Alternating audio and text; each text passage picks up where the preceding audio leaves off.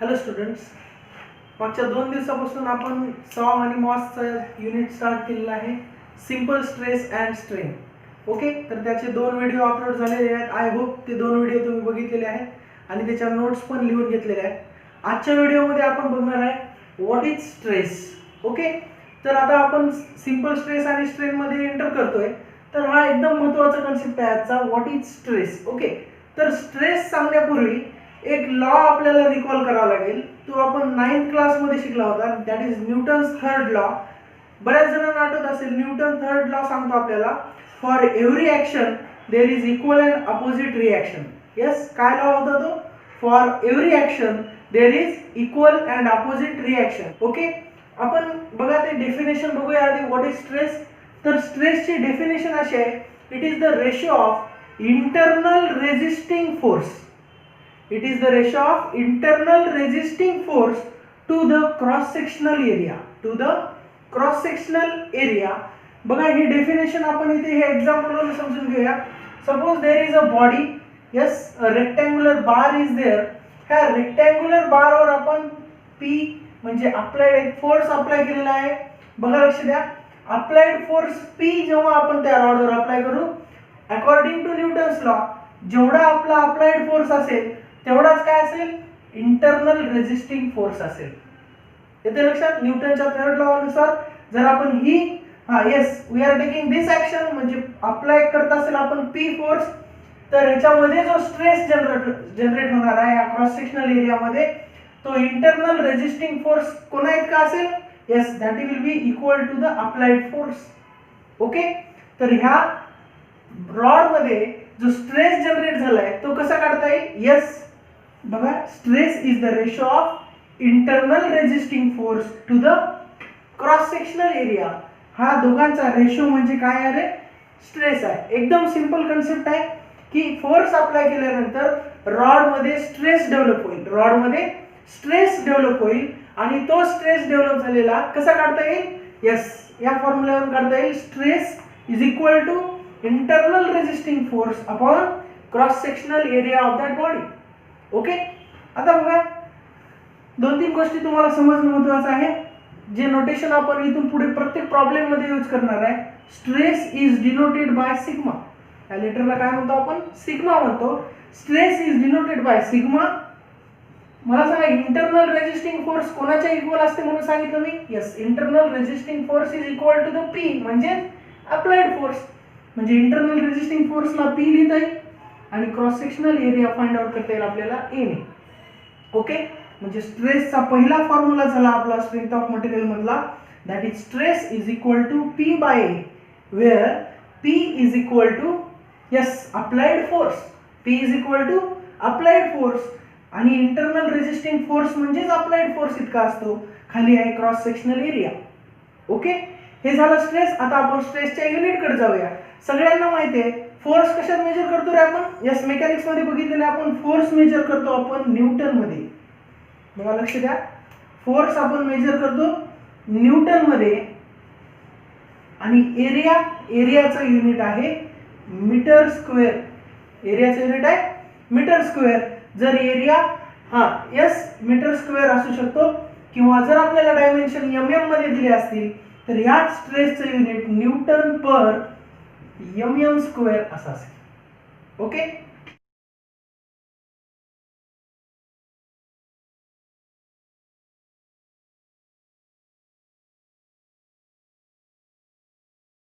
स्ट्रेसचा concept detail समजून घेण्यासाठी आपण एक सिंपल न्यूमेरिकल घेऊया.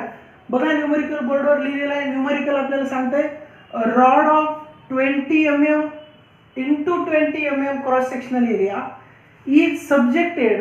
is subjected to 10,000 Newton. 10,000 Newton force. Determine the stress in the rod. Determine the stress in the rod. बघा, दिलेल्या problem नुसार आपण डायग्राम काढून घेतलेली आहे इथं की असा एक स्क्वेअर बार आहे ज्याचे डायमेन्शन बघा क्रॉस सेक्शनल म्हणजे हॅचिंग लाईनने दाखवलेला आहे तो क्रॉस सेक्शनल एरिया असेल, दॅट इज 20 into 20. ओके, तर ह्या 20 into 20 क्रॉस सेक्शनल असलेल्या रॉडवर हा किती फोर्स अप्लाय केलेला आहे, yes that rod is subjected to 10,000 newton, म्हणजे पी किती असेल 10,000 न्यूटन फोर्स एवढा आपला लावलेला आहे. तर ह्या 10,000 न्यूटन फोर्स मुळे ह्या रॉड मध्ये किती स्ट्रेस जनरेट होईल असा क्वेश्चन आहे. Determine the stress in the rod. आत्ताच आपण डेफिनेशन मध्ये बघितलेलं आहे. बघा रे काय काढायला सांगितलं आपल्याला, हा स्ट्रेस काढायला सांगितलेला आहे. बघा गिव्हन डेटा काय काय दिलेला आहे आपण तो एकदा इनलिस्ट करून घेऊया. रॉडचे क्रॉस सेक्शनल एरिया दिलेला आहे, एरिया 20 × 20. ओके, एरिया कसा काढतो रे स्क्वेअरचा आपण, लेंथ इंटू ब्रेड.